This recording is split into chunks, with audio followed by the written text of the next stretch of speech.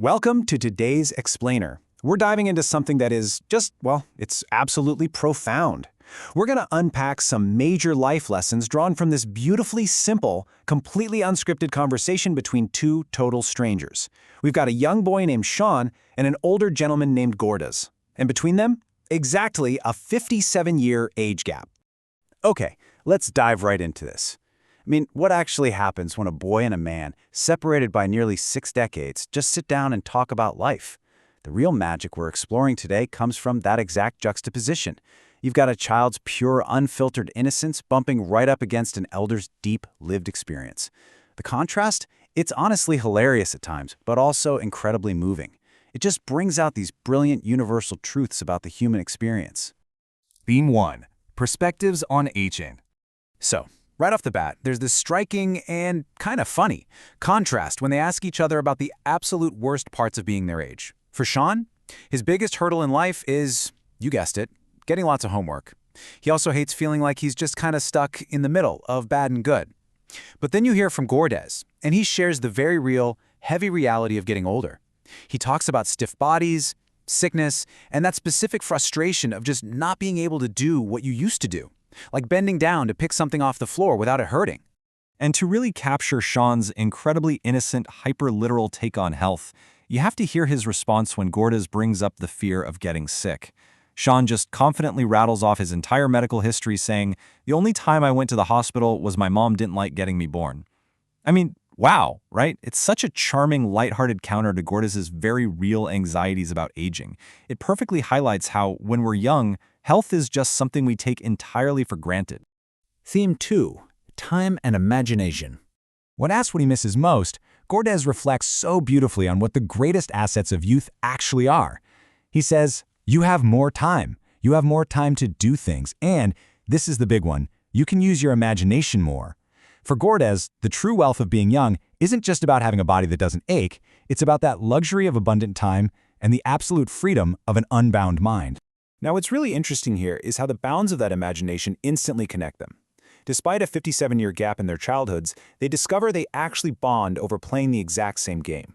Gordez mentions how he used to use his imagination to play cowboys and Indians, and instantly Shawn's face just lights up. He goes, "Yeah, that's what I play." It's this gorgeous moment of shared reality. It really goes to show that the culture of childhood play, it's incredibly resilient. Later, when Gordez mentions that losing your imagination is kind of a sad story, Shawn genuinely feels pretty bad for him. But Gordez swoops in with this incredibly warm, witty response. He just smiles and says, "Well, I could be an older cowboy." And that really hits the nail on the head.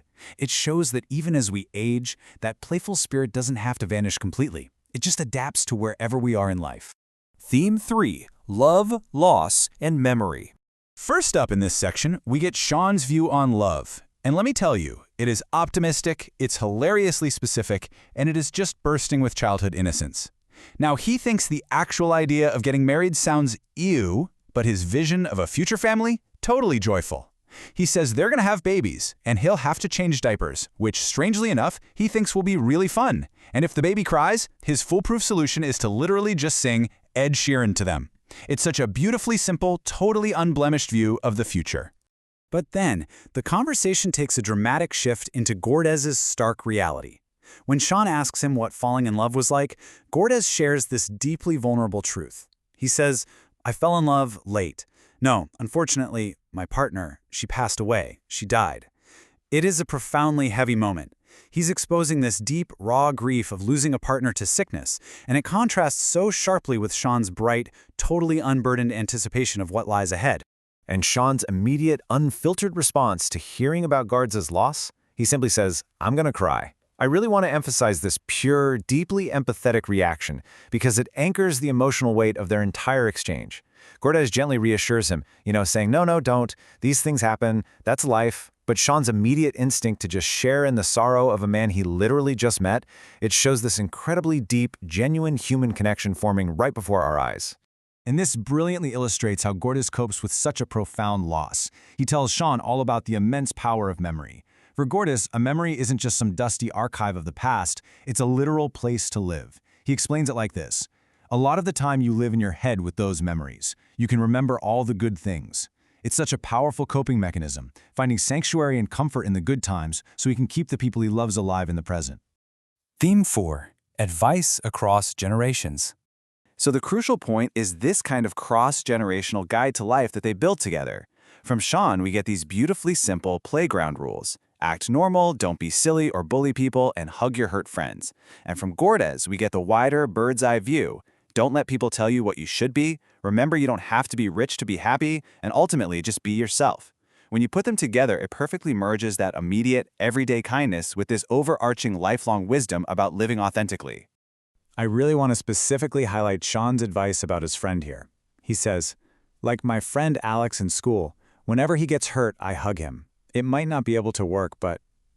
That right there shows exactly how deeply practical and empathetic childhood wisdom can be. Shawn inherently knows that a hug might not physically fix a scraped knee or heal hurt feelings, but he totally gets that the emotional comfort is what actually matters most.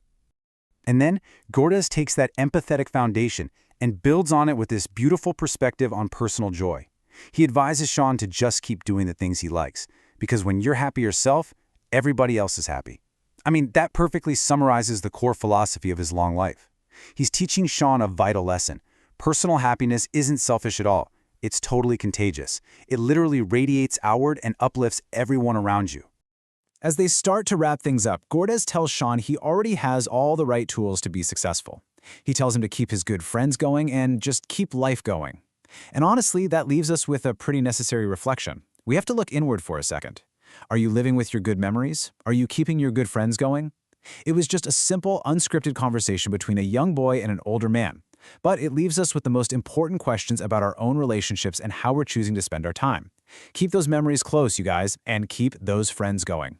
Thanks so much for joining me on this explainer, and I'll see you next time.